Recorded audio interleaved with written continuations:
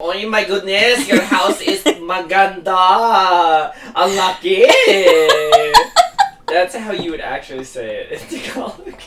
Kumusta ka mga kaibigan? Welcome sa aking channel. Masaya ako that dito kayo. Gusto kong show you paano nag-aaral ako ng Tagalog because it's changed so much since the last time that I checked in with you guys. So for those of you guys that are new here, ako ay si Marissa at nag-aaral ako ng Tagalog, and I am so happy that you're here. I'm going to be sharing with you guys how I'm studying Tagalog because it has changed so much very recently, and part of that is because of you guys. So I received a lot of comments on some of my videos about this isn't really the way that you use that phrase, or hey, this is the way that you should actually express what you're trying to say in Tagalog. I kind of realized with my motivations for learning Tagalog and how I'm studying, the two didn't really match up. I was primarily using a textbook and studying from there, but I had nowhere to practice it for real. As much as I would just love to steal my Filipino boyfriend away and force him to study with me, that's not really gonna work. So I have started taking lessons 2 times a week with an absolutely fantastic tutor, and it is exactly what I wanted. I am practicing it, I'm speaking with a native speaker, and I'm engaging with it in a way that is a little bit more active than just sitting down with a textbook. So I'm gonna be showing you guys how all of that has changed and what I'm doing now. My day-to-day is pretty much the same, and so I'm taking you guys through one Sunday, isang linggo, in my Tagalog studying. So right now, niyang alas 8 ng umaga, and I have a lesson at 9. These lessons have created such a solid base each time that I have them, where I was missing that kind of context just learning from a textbook. I also know that in Tagalog, it's really easy to sound way too formal and way too textbook-like. So I love these lessons, and we'll see what this one is. So the lesson ended up being about pronouns like ako, kayo, kami, tayo, the ones that I'm already really familiar with. But it was really nice to be using them in sentences and trying them out in different sentences and have someone there to actually correct you as you're trying to go and conjugate all these verbs and put everything that you know together. I know I kind of struggle with the other pronouns like natin, namin, and where to use those, and so I think by building this solid base of the pronouns that I do know, by the time that I am trying to use those other ones and learn those other ones, I'll have this solid base to work from. So I was recently watching a video from Robin McPherson, I think it was actually this week, and he's wonderful, I'll link his channel down below, but he was talking about the difference in between the things that you know and the things that you're able to use in language learning. And I would almost add another layer, like the things that you're exposed to, the things that you know, and then the things that you're able to use. And so I think that really described it really well on that. There's a lot of things I've been exposed to in Tagalog, and you know, a good portion that I know, but that upper bit of what I can actually use is so small, and I have been absolutely loving lessons because I think that is taking all of the things in this middle section of the things that I know and turning them into actual skills that I can use. And so by kind of looking at my motivations and looking at my study schedule or study approach,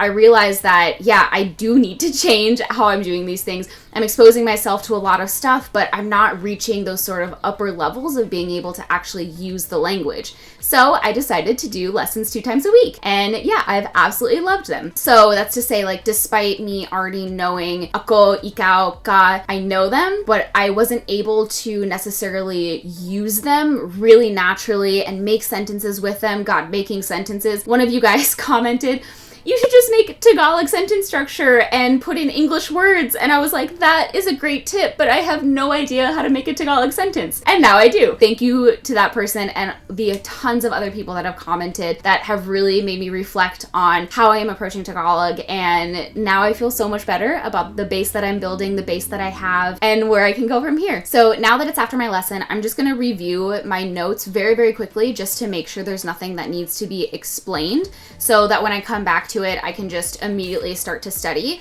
I know a lot of people do like to study directly after their lessons because it's super fresh in their brain, but I've kind of found that if I do that, my expectation for what I will retain makes me kind of frustrated when I come back to it in a few hours or in a few days, because I'm like, wait, I did this so well the first time, like why is this so difficult now? And so what actually I've been doing is I do the lesson, I make sure everything is very self-explanatory in all of my notes, and then I walk away from it for a little bit. it so that when I do come back to it, it's purposely hard, but not too hard. And that's part of the spaced repetition system, where you do want to kind of create a little bit of that friction in your brain where it is a little hard to remember these words and these phrases and these concepts, but not too hard.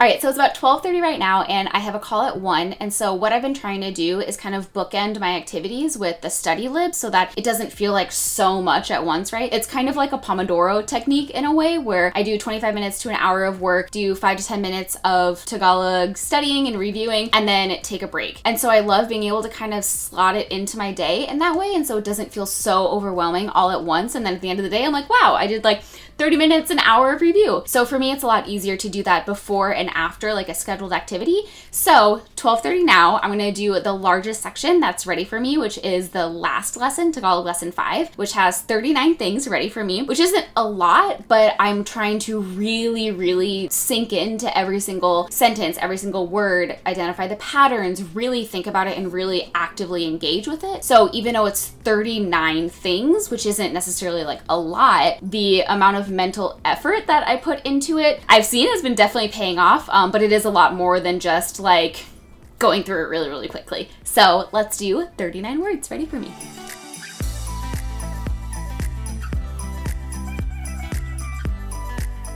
All right, so that was 11 minutes and 6 seconds. So I've also been using Toggl to track my time, which has been really, really cool because, you know, when you do these things for 3 minutes at a time, 5 minutes at a time, it doesn't feel like it adds up, but then you look on here and you're like, oh, okay, like that was actually like almost 45 minutes of Tagalog. And it also creates a report for you, so I can see a lot easier how I'm balancing my time in between Spanish, Tagalog, and Armenian, and what I can do for a longer time. Like Armenian, I can actually study for maybe 20 minutes at a time, whereas Tagalog is like 5 minutes at a time, but it adds up. So 39 words and sentences took me 11 minutes and 6 seconds.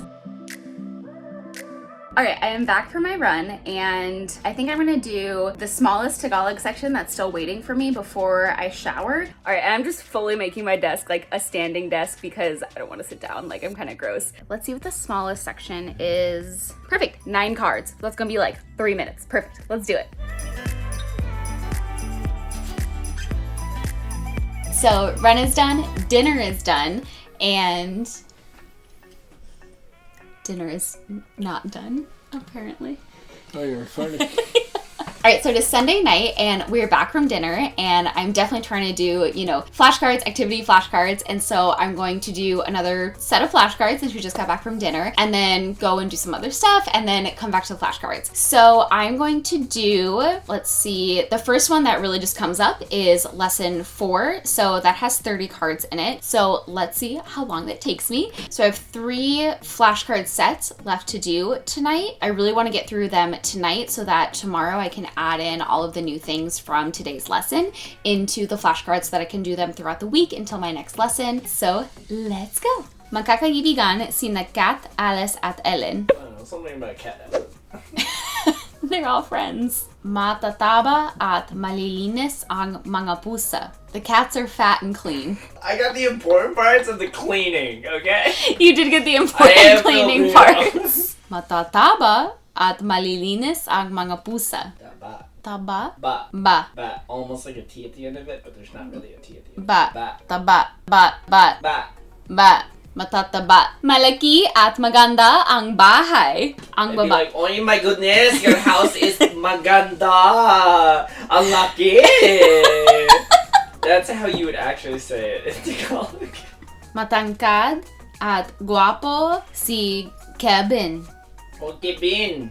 Kevin! Yay! Oh, okay, I did it. Cool. So I am definitely glad that I'm only doing these for 8 minutes and 47 seconds, because I can definitely tell at the end of it, my brain is very much kind of like, not done, but trying to do things a little bit more quickly. So I very much enjoyed doing the kind of interspersed way where it's like, do an activity, do something for 10 minutes. So I do get that spaced repetition, but I also get to use so much more of my brain because I know it only has to go for 10 minutes or so. So I'm going to do some things and come back to each one and finish things out for the day, and I will let you know if I finish them. See you soon.